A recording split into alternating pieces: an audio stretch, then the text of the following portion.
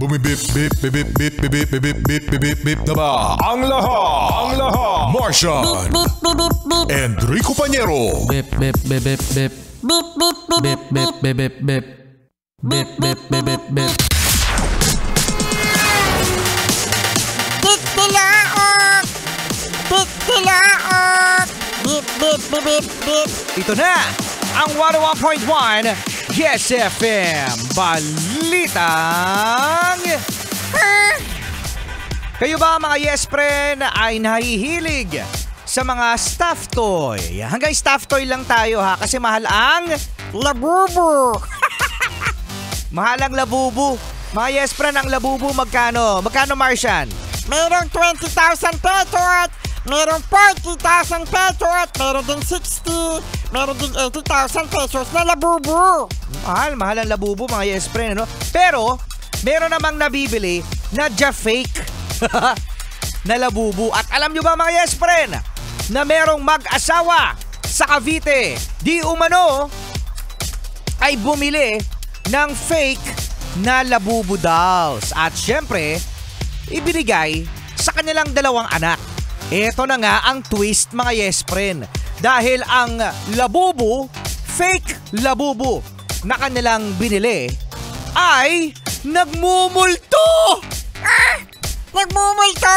Lamumu! Lamumu pala, hindi labubu. Lamumu!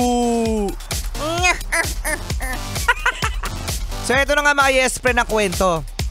So itong dalawang bata, isang 8 years old at isang 6 years old. Yung 8 years old daw mga Yes Friend, gumigising daw sa gabi, pagkatapos hindi niya raw magalaw ang kanyang katawan.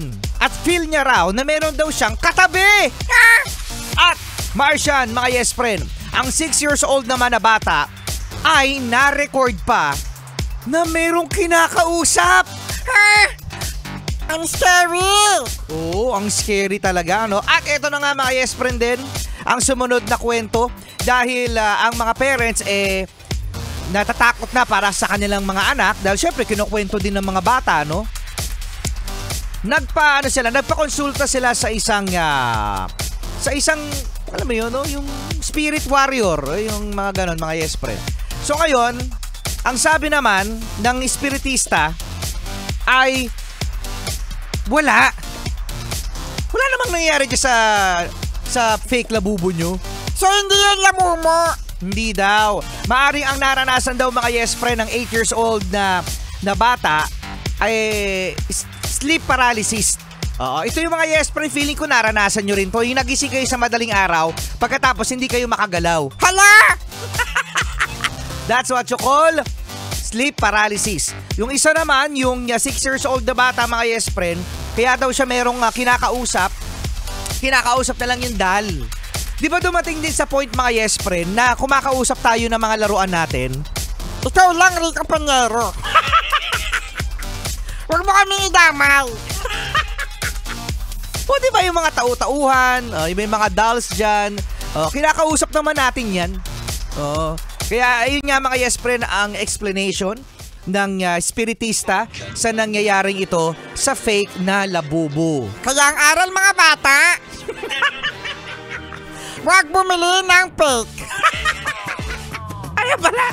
Ayun pala yun, ano? At yan ang ating Yes FM Balitang Sige, labubu pa!